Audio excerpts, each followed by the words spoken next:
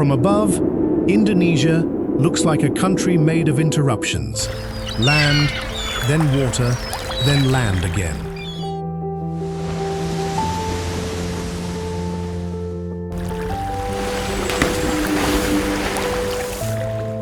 But ordinary life cannot stop where the road does. People still have to get to work.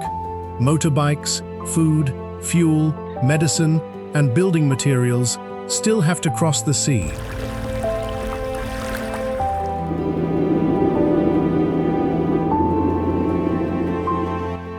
And those connections have to keep working across a volcanic archipelago where disruption is never only an abstract possibility. The remarkable thing is not simply that Indonesia has thousands of islands. It is that every day, those islands still have to function as one living system. So when the road reaches the water, what becomes the road?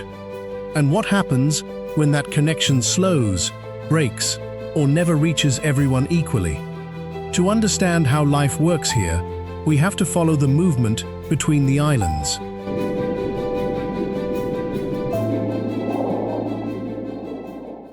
A road can look perfectly ordinary right up to the moment it reaches the sea. A motorbike can follow asphalt for hours and arrive at a ramp instead of another stretch of road. A bus can reach the coast with passengers still headed farther. Trucks carrying everyday goods can queue where the highway physically stops. The route continues, but the pavement does not. Across Indonesia, that is part of the geography of daily movement. The country is home to hundreds of millions of people spread across a vast archipelago, and more than 120 million live beyond Java. That does not mean every journey requires a boat, or that every island faces the same transport conditions. But across key straits and island groups, sea crossings are a routine part of connecting one land route to another. For a worker, a family, a trader, or a driver, the result is practical. A commute, a family visit, a delivery, a trading day, or a journey to reach a service may include one more connection before the day can continue. The geography does not make those needs unusual. It simply changes the route required to meet them. What would be a continuous drive somewhere else can become a drive, a wait, a crossing, and another drive here. That is what the map tends to hide. From above, water looks like open space between islands. On the ground, it can be a break in terrestrial movement that has to be crossed again and again.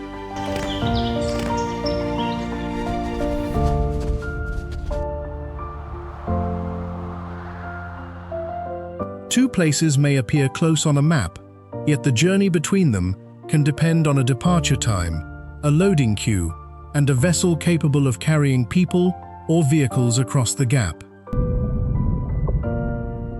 What looks like a short blue line on a screen can become a scheduled transfer in real life. A road trip becomes a road and sea trip. A delivery that seems direct on paper has to pause, load, cross, and continue. Indonesia is not a place where bridges never exist. The point is more specific. Where a road meets a strait, movement has to change form before the journey is finished. And that changes the meaning of the shoreline. It is not simply where land stops. On many routes, it is where one form of mobility hands the journey to another. At the shoreline, the road has reached its limit. The journey has not. And on some of Indonesia's busiest crossings, the next piece of that journey rolls directly onto a ship.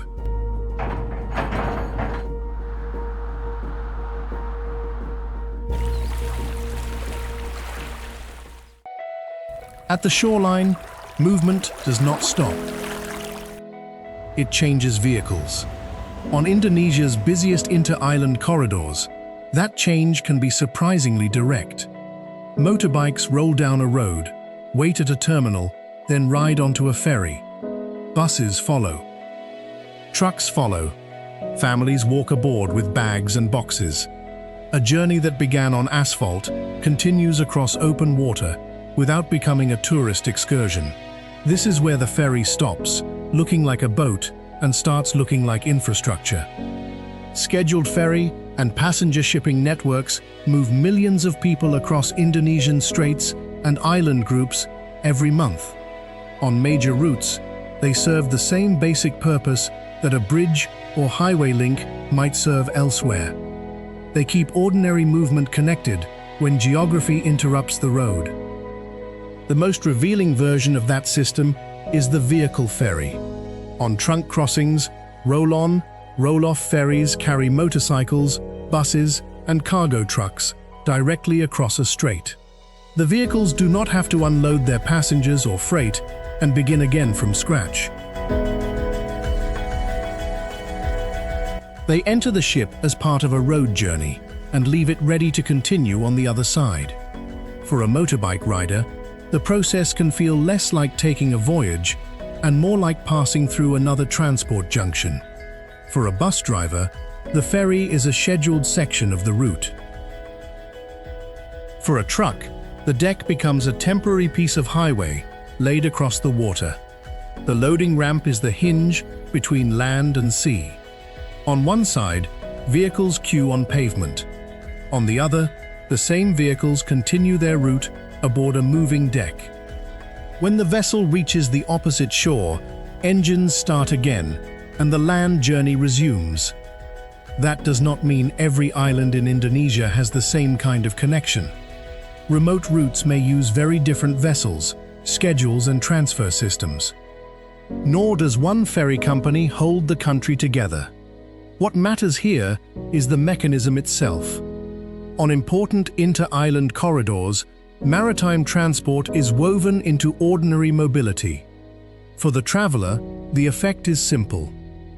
Work, family visits, regional bus routes, trade, and deliveries can continue across a gap that no continuous road crosses. A family can remain on the same journey even while the road disappears beneath open water. A truck can keep carrying the same load toward the same destination. The sea has not disappeared as an obstacle. The journey has learned how to pass through it. And the same crossing has to carry more than travelers. Food, fuel, medicine, and building materials must reach the other side too. Once we follow those goods, instead of the passengers, the scale of the problem changes. A person needs a seat or a place on deck. A city, market, or island community needs a continuing flow of supplies.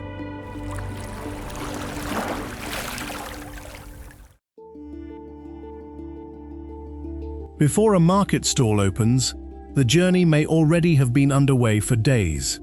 A bottle of cooking oil, a sack of flour, a box of medicine, a drum of fuel, or a load of cement can begin far from the island where it will finally be sold or used.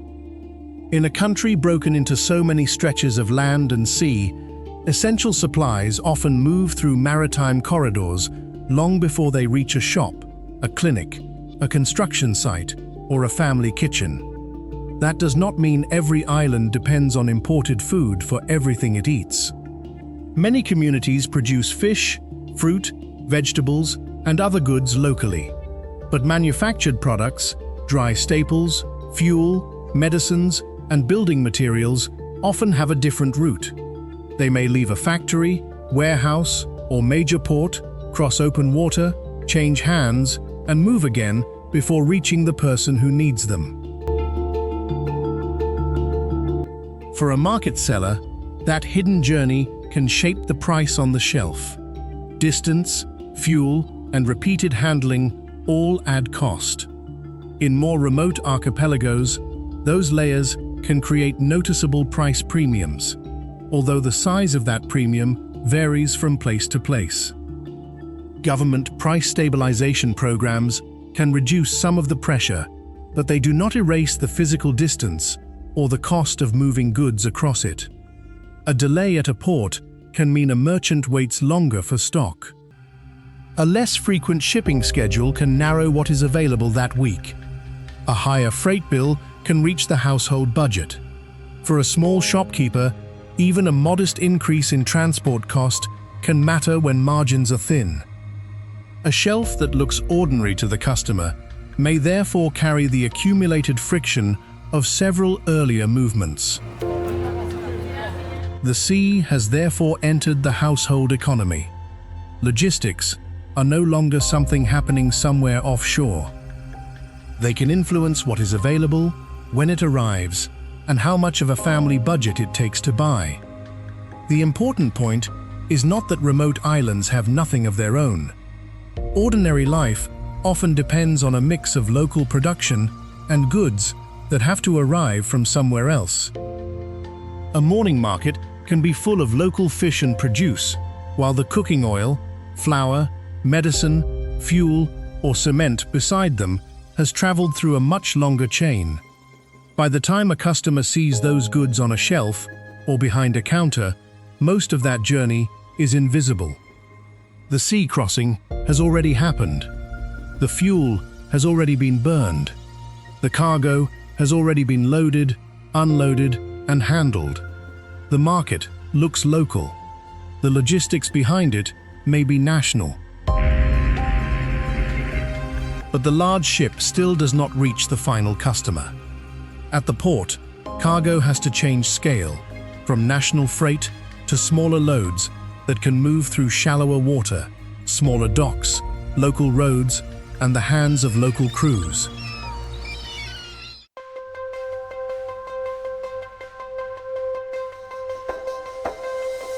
The cargo changes scale. At a hub port, freight that arrived on a large vessel can be broken into smaller loads and passed to regional feeder craft, local trucks, small cargo boats, or local motorboats.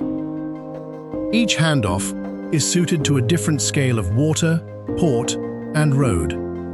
A large vessel can handle distance efficiently, but it cannot reach every shoreline. Some islands have shallow approaches. Some communities do not have deep water piers. In those places, a shipment may continue as boxes, sacks, or building materials transferred onto smaller craft. Wooden motorboats and local cargo boats can carry those loads through shallow water. At small docks or landing points without deep water piers, local crews complete the transfer by hand.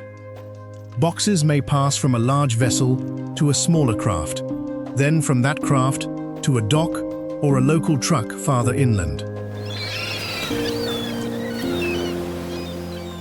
These boats are not primitive substitutes for real infrastructure. Where larger vessels cannot reach, they are part of the working infrastructure itself. Their value comes from fitting the geography that larger ships cannot. For a merchant, that final transfer can determine when stock becomes available. For a household, it adds another stage between a national supply route and the goods used in daily life. For a local distributor, the job is not simply receiving cargo, it is making the next handoff work. And the farther cargo moves from the major port, the more visible the human work becomes. A crane can move enormous loads at a large terminal. Farther along, the same shipment may depend on a small crew lifting boxes by hand, a wooden boat crossing shallow water, or a local truck carrying a reduced load inland. A large port is built for volume. The final route is often built around access.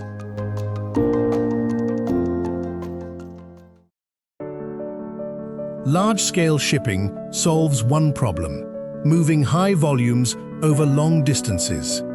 Smaller transport solves another: reaching places that do not fit the geometry of a major port. Each transfer also has to meet the next practical mode of transport, so coordination matters as much as distance. The ship may have arrived, but the goods can still be far from the household, clinic, workshop, or warung, where they will finally be used. A shipment can cross the sea and still need several smaller movements before a customer ever sees what was inside it. That is why local crews matter. They are not decorative figures at the edge of the supply chain. They are the people who make the handoff possible, where cranes, deep berths, or large trucks are no longer the right tools. At street level, that physical journey meets another kind of connection: the small merchants who keep goods close to customers, and the digital tools that increasingly help coordinate the transaction.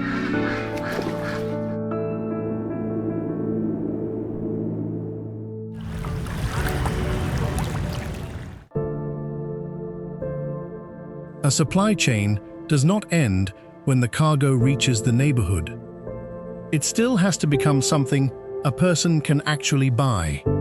Across Indonesia, that final step often happens through the Warung, the small, family-run shop that sits close to where people live, work, and travel. There are millions of these businesses, and their role is easy to underestimate. They do more than sell goods.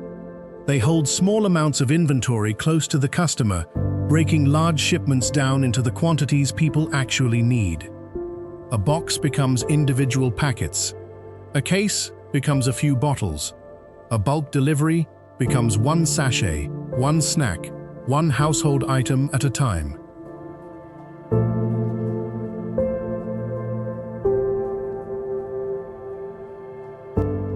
National logistics works at one scale. Daily life works at another. A container ship can move enormous volumes. A distributor can move cases and cartons. But the final customer may only need enough coffee for the morning, enough detergent for the day, or a small amount of cooking oil. The Warung translates the large system into the scale of ordinary purchasing. It is not a replacement for ports, ferries, warehouses, or trucks.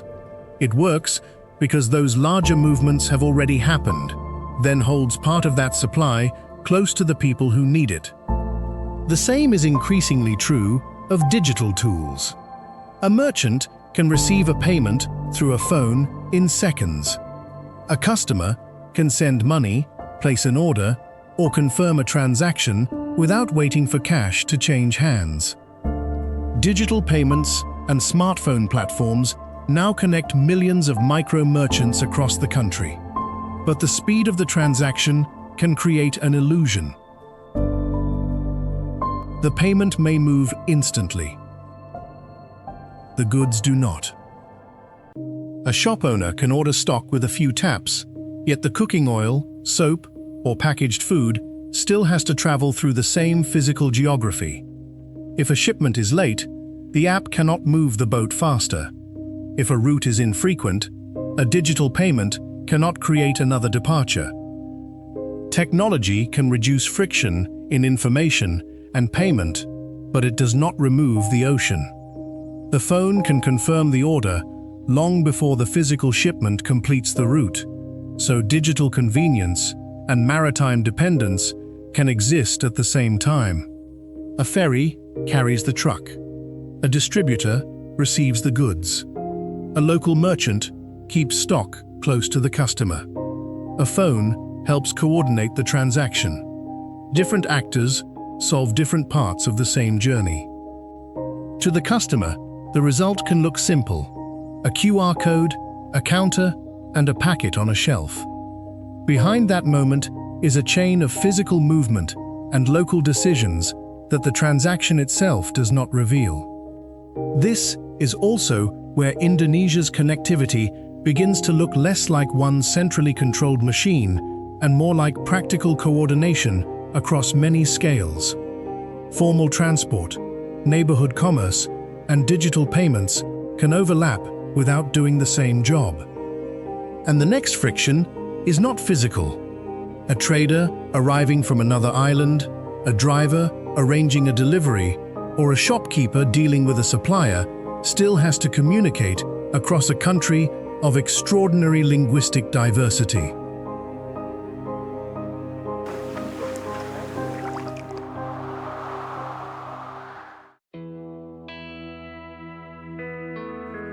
A trader steps off a boat and needs directions.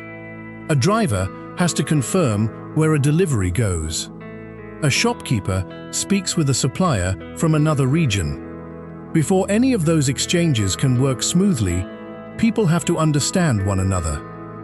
Indonesia is home to more than 700 living regional languages. Across trade, travel, and public life, Bahasa Indonesia provides a shared national lingua franca alongside those regional mother tongues. That does not erase local languages. A person can use one language at home or within a community, and Bahasa Indonesia when dealing with someone from another region. Its practical value is that communication does not have to begin again from zero every time people cross from one community into another. For a passenger asking where to go next, a driver negotiating a delivery, a trader doing business in a new port, or a shopkeeper speaking with a supplier, a common language removes one more source of friction. It helps with directions, prices, schedules, handoffs, and the ordinary negotiations that keep movement going. Goods can arrive, vehicles can move, and payments can be made. But coordination still depends on people understanding what needs to happen next. There is also a more local form of coordination. Across many Indonesian communities, Gotong Royong describes practical mutual assistance, neighbors sharing labor, helping with repairs, preparing for ceremonies, or completing shared tasks that are easier when people work together. It is easy to romanticize that idea. That would be a mistake. Gotong Royong does not make hardship disappear. It does not replace roads, public services, emergency budgets, or professional infrastructure. And it does not mean every community behaves in exactly the same way. Its importance is more practical. When a task is too large for one household, people can coordinate. When something needs to be repaired, moved, prepared, or rebuilt, relationships can become a resource. Several people can solve a local task that one person could not easily handle alone. That kind of cooperation does not replace the ferry, truck, road, or public service. It helps people use what exists around them, organize work, and respond when a shared task requires more hands. So part of everyday connectivity is social. Shared language helps strangers negotiate across distance. Local cooperation helps neighbors act together at the community level. Both reduce friction without erasing the very different cultures and conditions found across the archipelago. By this point, ordinary movement can appear remarkably adaptable. People have ways to cross, supply, distribute, communicate, and coordinate. That impression changes when the conditions around them change, when rough seas suspend a crossing, a port closes, or volcanic ash interrupts normal movement. The same boats and ports that carry routine life may suddenly have to carry people away from danger.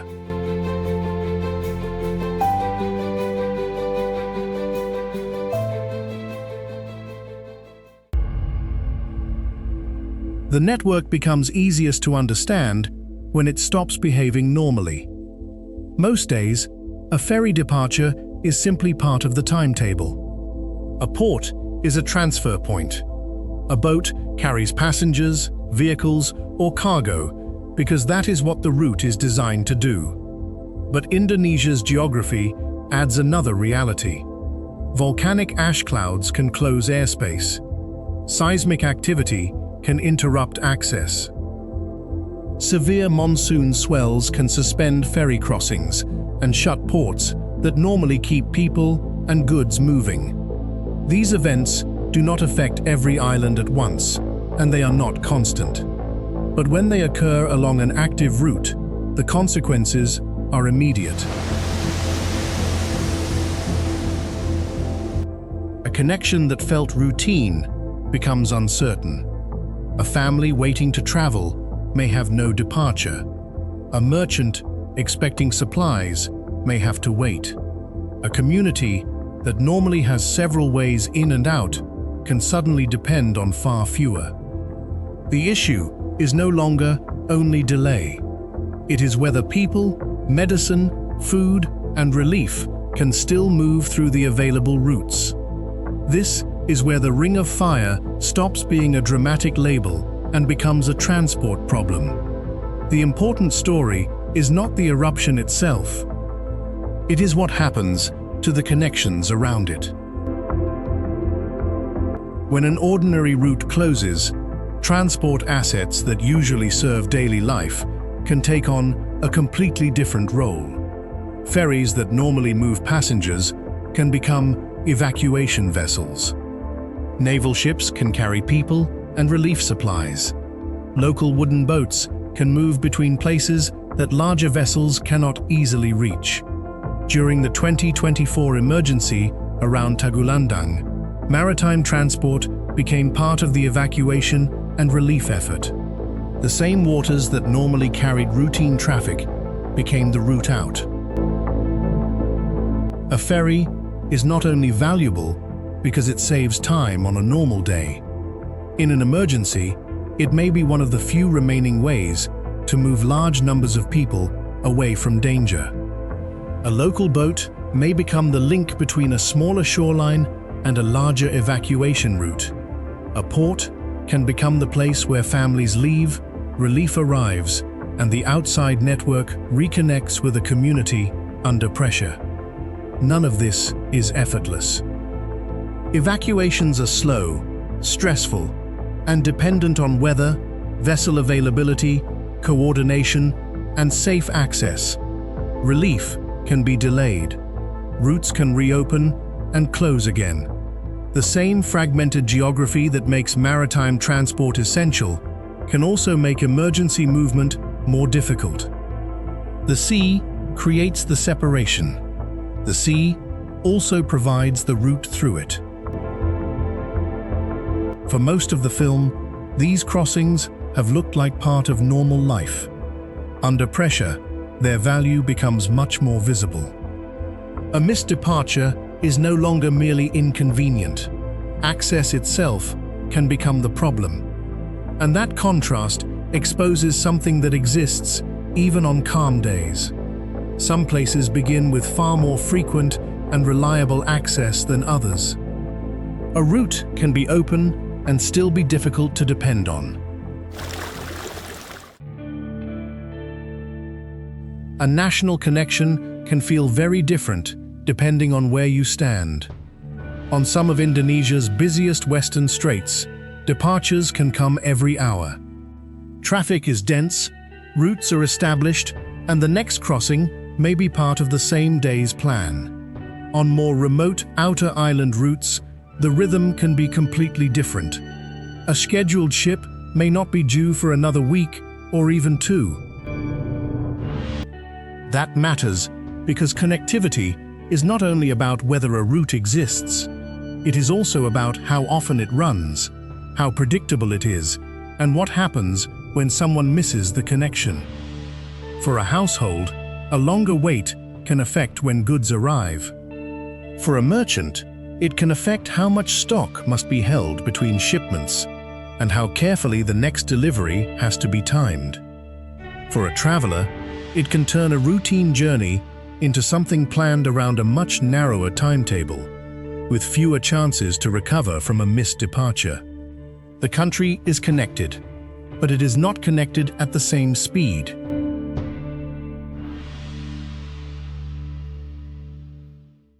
That unevenness is one reason Indonesia has invested in subsidized maritime programs such as Tol Laut, which are intended to improve freight links and help stabilize prices for basic goods in more remote regions. On some routes, regular subsidized shipping can help support more stable staple prices in remote areas. But one long-distance sea route cannot solve every part of the journey. A ship that arrives full may have too little cargo to carry back. That weak return flow makes the route less efficient. And after the ship reaches port, local trucking and other secondary transport can still add cost, before goods reach the places where they are sold. So the benefit is real, but bounded. The long maritime leg can improve, while the return journey and local distribution remain difficult. This is the same physical logic seen earlier, now at policy scale. Improving one part of the route does not automatically remove every constraint beyond it. For people living along major corridors, the connection can feel almost continuous. Farther out, the same national transport system may be something people have to wait for. Neither experience cancels the other. Together, they reveal a country that is broadly connected without being uniformly connected. Geography still matters, even after roads, ships, merchants, digital tools, language, and public programs have done their work. That is the final correction the story needs before the map can be read differently. Indonesia's ordinary cohesion is real, but it is produced across unequal conditions. The meaning lies not in one perfect network, but in the repeated work of reconnecting places that remain physically separate.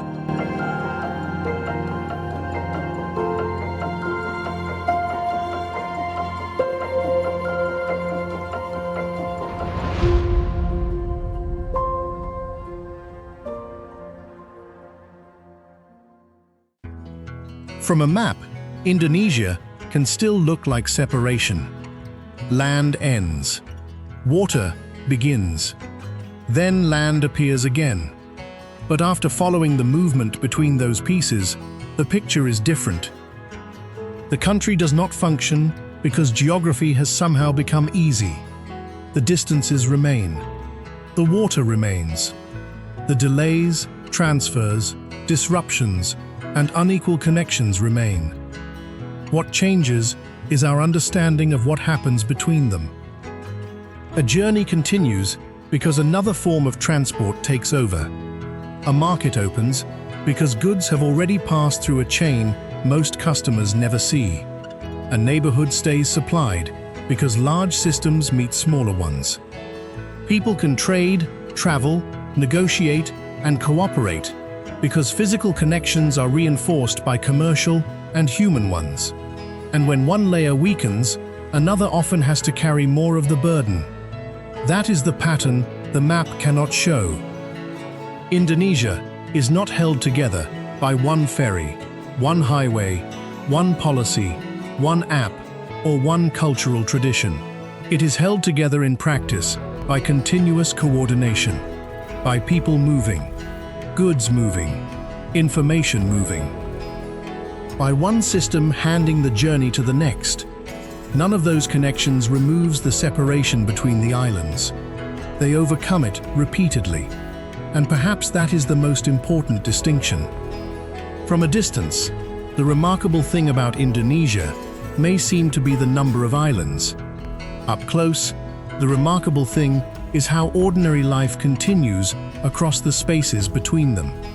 Not perfectly, not equally, not automatically, but every day, through millions of repeated acts of connection, the archipelago becomes something more than separate pieces of land. It becomes a living network. And that is how life keeps working when the road ends at the water.